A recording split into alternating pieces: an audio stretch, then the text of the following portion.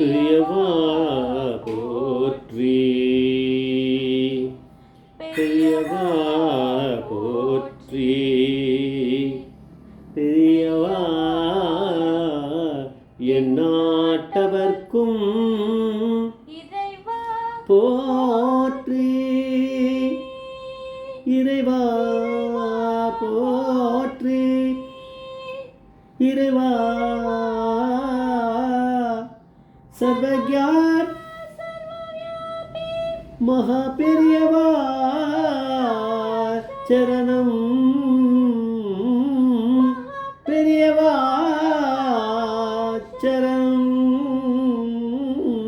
சர்வஜான் சர்வவியாபி மகா பெரியவா சரணம், மாய பிறப்பருக்கும் மகா பெரியவா போற்றி, மாய பிறப்பருக்கும் மகா பெரியவா போற்றி. அபாரகண சிந்தம் ஞானதம் சாந்திருப்பணம் ஸ்ரீ சந்திரசேகர குரும் பிரணமாமுதானம் கலியுக தெய்வம் காஞ்சிமான் யூடியூப் சேனல் பிரத்யேகமாக நமது மகாபெரியவாளோட பக்தர்களுக்கு ஏற்பட்டு கொண்டிருக்கும் அனுபவங்களை ஒவ்வொரு நாளும் ஒரு அனுபவம். இதுக்கு ஒரு தலைப்பு. இன்றைக்கி அனுபவத்தோட தலைப்பு சினிமா தியேட்டர் வேலையை விடு, மடத்தில் வேலை பண்ணு. சினிமா தியேட்டர் வேலையை விடு, மடத்தில் வேலையை வேலை பண்ணு. இந்த சேனலை இது வரைக்கும் சப்ஸ்கிரைப் பண்ணாதவாலும் பண்ணுங்க. தினமே பாருங்க. தினமும் நம்ம ஒரு அனுபவத்தை மட்டுமே தான் நம்ம அப்லோட் பண்ணுறோம். பெரியவாளுடைய அனுகிரகத்தால் பரிபூர்ண அனுகிரகத்தால் நடந்துட்டுருக்கு. எந்த அனுபவமும் ரிப்பீட் ஆகாமல் நம்ம பார்த்துக்கிறோம், எந்த அனுபவமும் கண்டினியூ ஆகாமல் பார்த்துக்கிறோம். இன்றைக்கி கொஞ்சம் நாளைக்கு கொஞ்சம் அந்த மாதிரி இல்லாமல் அந்த அனுபவம் அன்றைக்கே முடிகிற மாதிரி அளவுக்கு அதை பண்ணுறதுக்கான புத்தியை பெரியவாக தான் கொடுக்குறா, வேறு ஒன்றும் இல்லை. இருந்தாலும் நிறைய பேர் பார்க்கணும், பார்க்கலை. அது எப்போ பெரியவா அவளுக்கெல்லாம் புத்தி கொடுத்து பார்க்க வைக்கிறாளோ பார்க்கட்டும், அதுதான் அவளுக்கு அந்த புத்தி வரட்டும்னு பெரியவாளே வேண்டிக்கலாம். பெரியவாளை தரிசனம் பண்ணுறதுக்கு மடத்துக்கு ஒரு நாள் ராமகிருஷ்ணன் அப்படின்ற ஒரு அத்தியந்த பக்தர் அவர் தரிசனத்துக்கு வந்தார். மகா பெரியவா அவரை கேட்டார். இது நான் இவ்வளோ நாள் வரைக்கும் அவர் எங்கே வேலை செய்கிறான்னு கேட்கல, இன்றைக்கி தான் கேட்டார். நீ எங்கே வேலை பண்ணுற அப்படின்னாரு.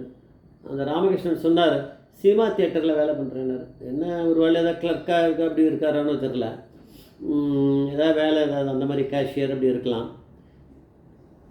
பெரியவா உடனே சொன்னால், சினிமா தியேட்டர் வேலையை விடு, மடத்தில் வேலை பண்ணு அப்படின்ட்டார். அதாவது காஞ்சிபுரத்துக்கு வந்துடுன்ட்டார். சரி உத்தரவு அப்படி பெரியவா அப்படின்னாரு. ராமகிருஷ்ணன் உடனே வேலையை விட்டார், மடத்துக்கு வேலையை பண்ணார், மடத்திலே இருந்தார். அதுக்கப்புறம் கொஞ்சம் காலத்துக்கு அப்புறம் மடத்தை விட்டுட்டு அவர் வயசாகி அதுக்கப்புறம் அவர் மடத்தை விட்டுட்டு அவர் வீட்டுக்கு போய் வீட்லேயே இருக்கலாம்னு போன போது அவருக்கு என்ன இருக்குது,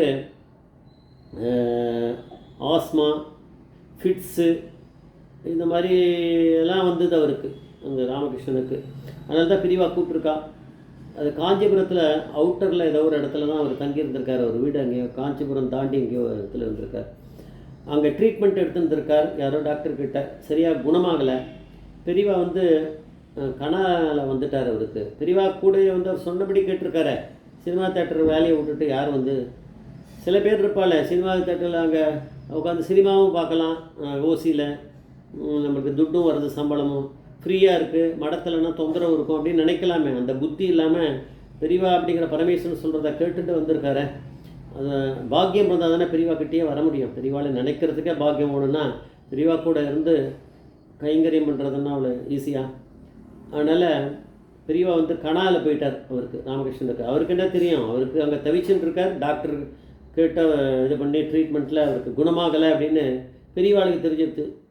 பெரியவா அவர் கனவில் போய் சந்திரமௌலீஸ்வர பூஜை தீர்த்தத்தை நீ 48 நாள் விடாமல் அது வாங்கி ஜலத்தை நீ உள்ளே எடுத்துக்கோன்னா குடிக்க சொல்கிறார் அப்படின்னு சொல்லி அனுகிரகம் பண்ணிவிட்டு அதை கணாப்பு எடுத்து அதுக்கப்புறம் அவர் தான் வந்தாரோ இல்லை யாராவது அவர் வீட்டில் ஃபேமிலியில் யாராவது அமுச்சு வாங்கிட்டு வந்தாரான்னு தெரியாது. 48 நாள் ஒவ்வொரு நாளும் சந்திரமௌலீஸ்வர தீர்த்தம் முடிஞ்ச பிறகு அந்த பூஜை முடிஞ்சோன்னா அதுக்கான தீர்த்தத்தை எடுத்துன்னு போவார், அவர் குடிப்பார். அது மாதிரி இது பண்ணார். அது மாதிரி அவருக்கு நல்ல அது பூர்ண குணமாக இருக்குது.